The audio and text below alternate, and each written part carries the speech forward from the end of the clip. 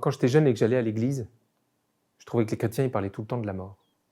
Alors aujourd'hui, nous allons essayer de traiter ce sujet de la mort. Est-ce un sujet intéressant quand on dit qu'on est une religion des vivants? Donc c'est quand même très étrange. La mort est très présente dans la foi chrétienne. Mais alors, pourquoi? Premier point, petit détour par l'économie. En économie, tout ce qui est limité prend de la valeur. C'est hyper clair aujourd'hui. Quand on est dans une phase de sécheresse, il manque de l'eau. L'eau a énormément de valeur. Quand on a faim et que le frigo est limité, eh bien, trouver un aliment a énormément de valeur. Tout ce qui devient précieux est en général assez rare. Si ça me manque, ça prend de la valeur. Donc les chrétiens vont poser, affirmer la limite du temps. En fait, notre temps est compté. Je me suis dit, mais comment illustrer ça? Dans les études, ça se voit. Quand j'ai pas d'examen et que j'ai du temps, je travaille pas du tout. Je perds mon temps. J'en ai tellement que je sais pas quoi en faire. Alors je divague, je vais sur des jeux vidéo, je perds mon temps. Pareil au boulot. En fait, quand il n'y a pas d'échéance, en fait, ça se relâche, quoi. Ça se détend, on pourrait dire. C'est un mauvais jeu de mots, mais c'est ça pour ça se. Alors que quand l'examen arrive, là, je vais bosser comme un furieux. Je vais m'organiser, je vais travailler les matières. Alors, je vais dire à tout le monde que je suis à la bourre, que j'ai pas de temps. Mais en fait, ça me dynamise et me structure. Donc, quand on pose une échéance, en fait, ça nous tient. Eh bien, à l'échelle de la vie, poser la mort, ça vient en fait dire, regardez, si la vie est limitée, ça veut dire qu'elle a beaucoup de valeur. Donc, les chrétiens sont des gens géniaux. Jésus-Christ est absolument génial. À nous dire que la mort est importante, il vient nous dire la vie a une valeur énorme.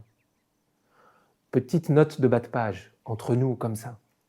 Si dans notre société on ne parle jamais de la mort, en fait c'est la vie qui perd de sa valeur. Si on n'a pas de fin, si tout ce qu'on fait est illimité, en fait, moi j'entends souvent cette expression, on ne décide plus, on passe son temps sur le rond-point, on ne s'engage pas parce que c'est pas grave, j'ai le temps, je ferai ça plus tard, je veux voyager, D'accord, mais en fait non, la vie étant limitée, comment je fais pour que j'ai 20 ans, ce soit la plus belle année de ma vie, j'ai 25 ans, ce soit la plus belle année de ma vie, j'ai 65 ans, que ce soit la plus belle année de ma vie, j'ai 105 ans, comme un compagnon dont on m'a parlé hier, un compagnon jésuite, 105 ans, il arrive encore à faire de sa journée la plus belle journée de sa vie. Ça, c'est le défi chrétien. Le temps est limité. Si le temps est limité, la grosse question, j'en fais quoi de mon temps?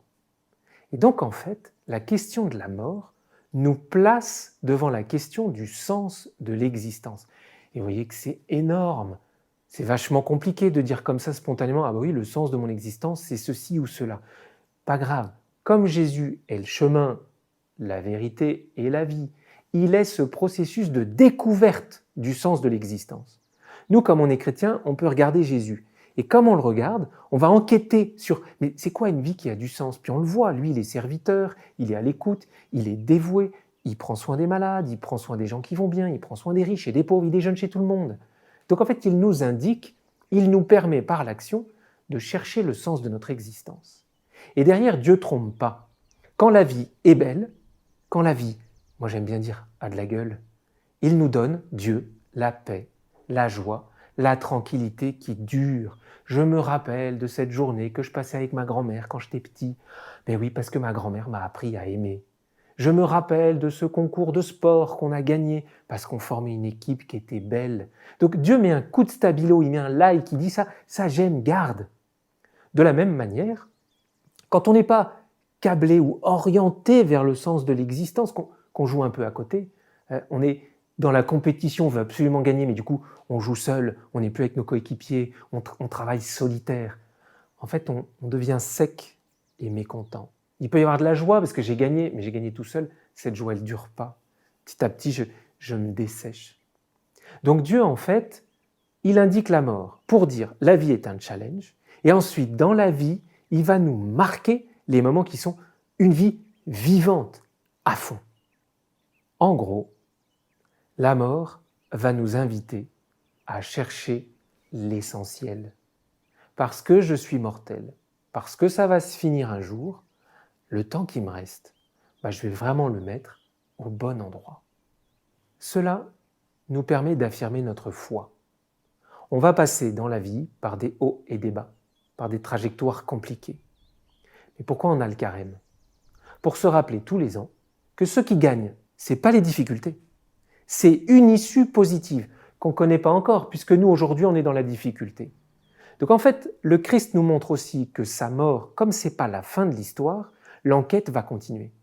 Donc nous aussi, on peut tirer profit, si on peut dire, de la mort de Jésus qui est dépassée. Ça veut dire que notre temps est limité, donc il est précieux, mais quand ensuite on se plante au quotidien, on pourra dépasser ses erreurs pour ressortir vers plus de vie.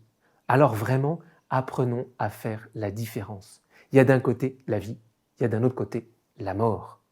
La vie, c'est ce qui dynamise, ce qui donne de l'énergie, ce qui connecte aux autres. La mort, c'est ce qui déconnecte des autres. C'est ce qui fait que je prends, j'accapare, je veux que ça revienne à moi. Et si on apprend à distinguer, alors dans mon ordinaire, je pourrais choisir plus la vie, ce qui connecte aux autres, ce qui offre, ce qui stimule, et rejeter ce qui renferme, ce qui est plus étroit ou aigri presque. Là, je vous propose un outil qui s'appelle, en langage technique, l'examen. Mais on pourrait dire, c'est la reprise de ma journée. De nouveau, c'est l'entraînement.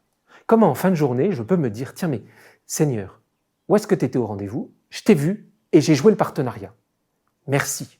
Ou est-ce que je peux dire, Seigneur, je t'ai vu, mais je n'ai pas joué le partenariat. Pardon. Par exemple, un collègue qui est venu, pour le merci, il arrive, il propose un café, je dis oui, je suis dispo et je laisse ma tâche et je le suis. Pour le pardon, il arrive, je dis non, je suis occupé, j'ai des choses à faire, je ne peux pas te voir aujourd'hui. Puis en plus, je l'aime pas trop et ça m'arrange de dire que non, je dois finir ce que j'ai là. Ça, ce sera le pardon. Seigneur, je n'ai pas saisi la vie et je l'ai reconnu. Puis il y a le s'il te plaît.